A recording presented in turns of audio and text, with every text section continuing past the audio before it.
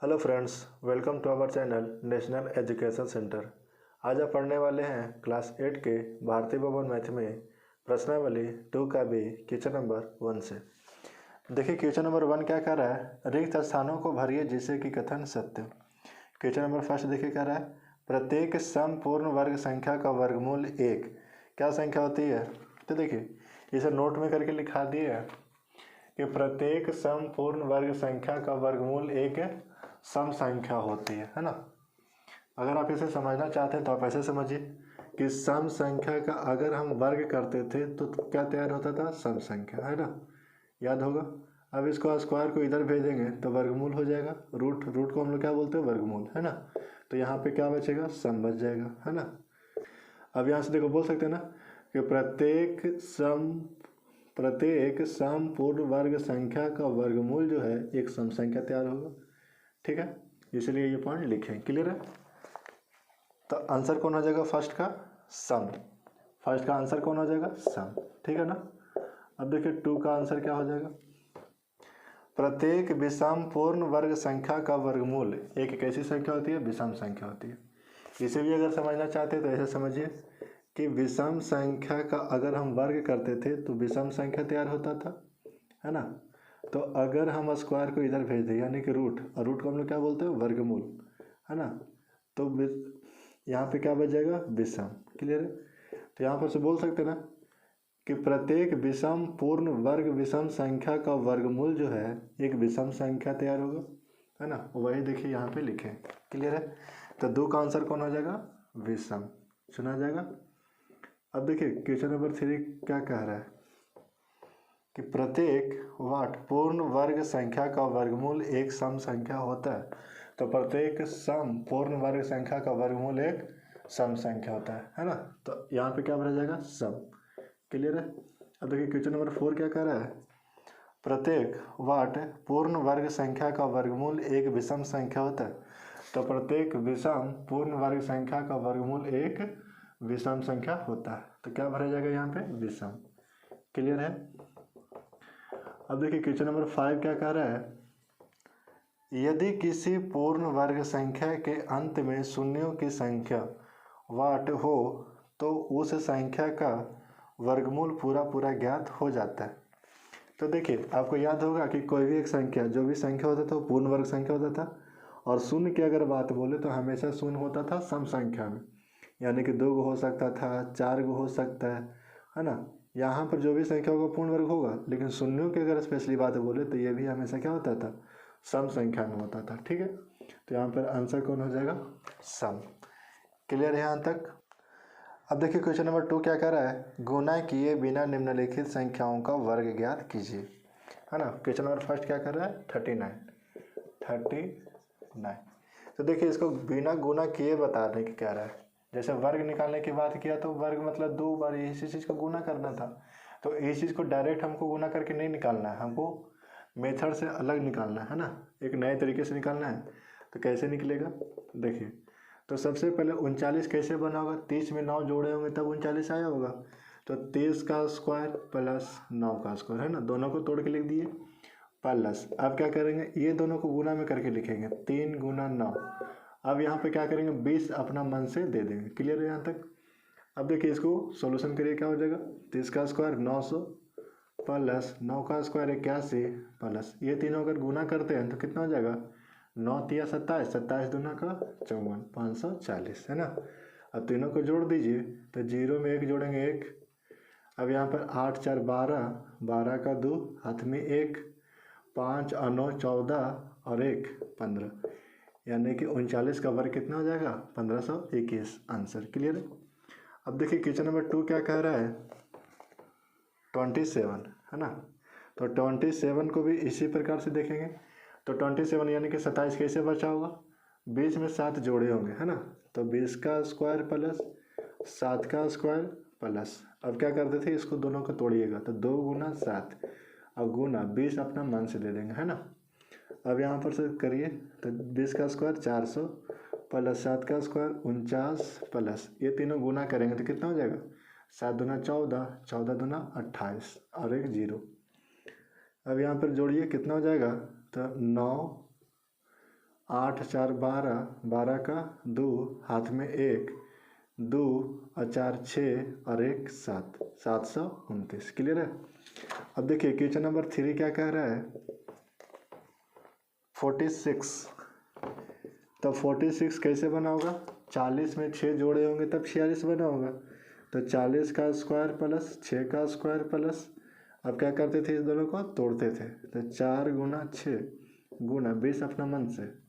अब यहाँ पर क्या हो जाएगा, 4 का स्क्वायर 16 00 प्लस 6 का स्क्वायर 36 प्लस यहाँ पर कितना हो जाएगा गुना करके, तो 6 4 24, 24 गुना 48 और 1 0। अब तीनों को जोड़ दीजिए तो 6, अब देखिए 8 और 3 11, 11 का 1 हाथ में 1, 4 और 6 10 और 1 11 का 1 हाथ में 1।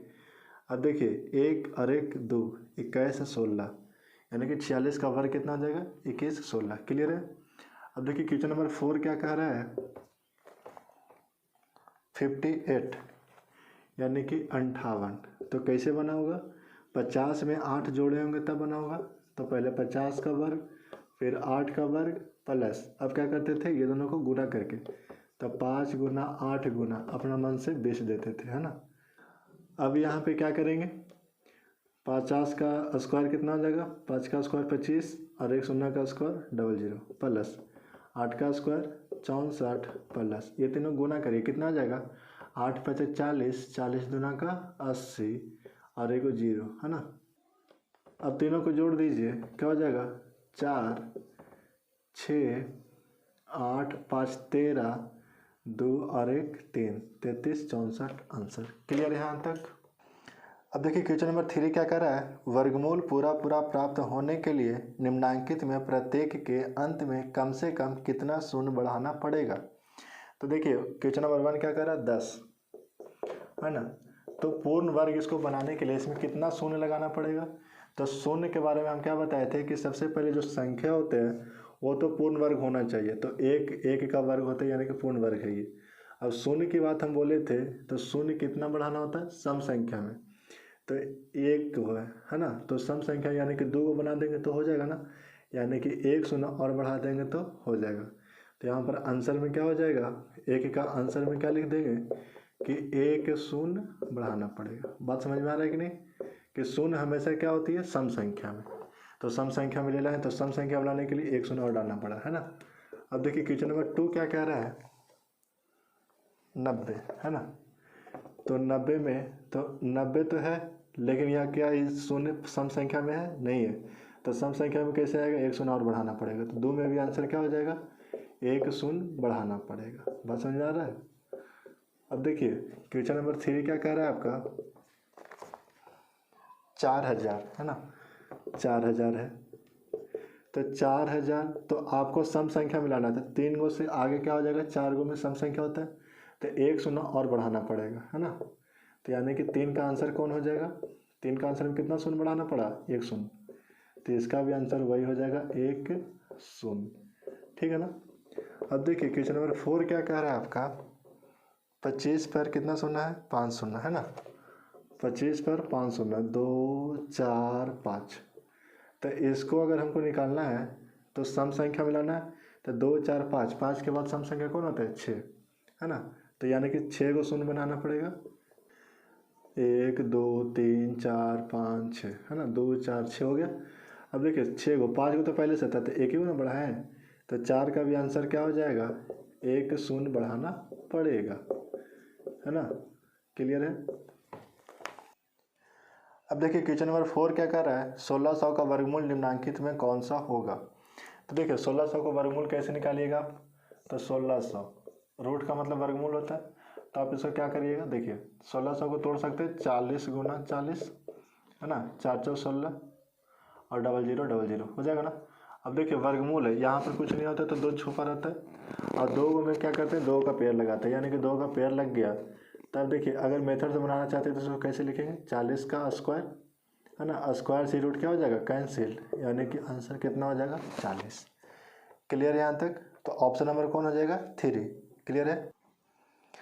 अब देखिए क्वेश्चन नंबर 5 क्या कर रहा है, 81, उसको कैसे बनाना है, तालिका देकर वर्गमूल लिखिए। तो ये आपका तालिका है ना। तो इसका वर्गमूल लिखना है। तो सबसे पहले आप एक छोटी सी बात समझिए कि इसका ये वर्ग है तो इसका ये वर्गमूल है ना। जैसे 1 का वर्ग 1, 2 का वर्ग 4, 3 का वर्ग 9, 4 का वर्ग 16, 5 का वर्ग 25, 6 का वर्ग 36, 7 का वर्ग 49, 8 का वर्ग 64, 9 का वर्ग 81 और 10 का वर्ग 100 है ना। तो इसका उल्टा भी देखिए, क्या बोल सकते हैं कि 100 का वर्गमूल 10 है, 81 का वर्गमूल 9 है, 64 का वर्गमूल 8 है ना। क्वेश्चन नंबर 5 का आंसर कौन हो जाएगा? 81 का वर्गमूल कौन हो जाएगा? 9। ठीक है ना। अब देखिए आगे क्या बोला है, 169। तो 169 का वर्गमूल कौन हो जाएगा बाबू? आपका देखिए 169 का वर्गमूल कौन हो जाएगा? 13। क्लियर है। अब देखिए आगे क्या बोला है, 225। तो 225 का वर्गमूल कौन हो जाएगा? 225 का वर्गमूल 15 हो जाएगा। क्लियर है ना। अब आगे देखिए कह रहा है 289, कितना हो जाएगा? देखिए ये 17 का है। अब देखिए 625 का वर्गमूल कौन हो जाएगा? तो 625 का वर्गमूल आप देखिए 25 हो जाएगा, है ना। अब आगे देखिए 576। तो 576 का वर्गमूल कितना हो जाएगा आपका? देखिए 24। क्लियर है। ये तालिका दे करके इसको आंसर देना था, है ना। तो क्लियर यहाँ तक, कोई दिक्कत नहीं है। ठीक है। अब देखिए क्वेश्चन नंबर 11 का कर है 21 × 21। उसके ऊपर हेडिंग क्या है? बिना तालिका की सहायता से वर्गमूल लिखिए, है ना। यहाँ पे कोई तालिका नहीं देखना है हमको। देखिए क्वेश्चन नंबर 11 क्या कर रहा है, 21 × 21, है ना। तो 21 × 21 कब आएगा? जब 21 का वर्ग रहा होगा, है ना। तो 21 का क्या कर देंगे? स्क्वायर। और इसकी बात क्या बोला है कि वर्गमूल लिखिए, यानी कि वर्गमूल का मतलब क्या होता है? रूट, है ना। तो 21 × 21, 21 का स्क्वायर कर दिए, और वर्गमूल बोला तो हम लोग क्या कर दिए? रूट कर दिए। यहाँ पे देखिए कुछ नहीं, श्रेणी में कुछ नहीं होता तो 2 छुपा रहता है, और यहाँ भी 2 है, यानी कि स्क्वायर से रूट क्या हो जाता है? कैंसिल, यानी कि बन कितना गया? 21। क्लियर है। उसी प्रकार देखिए क्वेश्चन नंबर 12 क्या कर रहा है, 23 × 23, है ना। तो इसको भी इसी प्रकार से कर सकते हैं, 23 का स्क्वायर, और देखिए वर्गमूल बोला तो क्या कर देंगे? रूट, है ना। स्क्वायर से रूट क्या हो जाएगा? कैंसिल, यानी कि कितना हो जाएगा आंसर? 23। क्लियर है। अब देखिए क्वेश्चन नंबर 13 क्या कह रहा है, 49 × 49, है ना। तो इसी प्रकार कर दीजिए, क्या?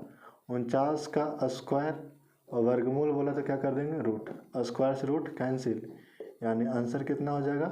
49। कोई दिक्कत नहीं है। क्लियर है। अब देखिए क्वेश्चन नंबर 14 क्या कर रहा है, √26 का स्क्वायर मान बताने के लिए कह रहा है ना। तो √26 का स्क्वायर बोला है, तो आपको अभी बताएं कि स्क्वायर से रूट क्या हो जाएगा? कैंसिल, यानी कि आंसर कितना हो जाएगा? 26, है ना। अब देखिए क्वेश्चन नंबर 15 क्या कर रहा है, √29 का स्क्वायर, तो स्क्वायर से रूट क्या हो जाएगा? कैंसिल, यानी आंसर कितना हो जाएगा? 29। क्लियर है। अब देखिए क्वेश्चन नंबर 16 क्या कर रहा है, √160 का स्क्वायर, अब स्क्वायर से रूट क्या हो जाएगा? कैंसिल, यानी कि आंसर कितना हो जाएगा? 160। क्लियर है यहाँ तक। इस चैप्टर में इतना ही क्वेश्चन है। अब हम लोग मिलते हैं नेक्स्ट वीडियो में। Thank you.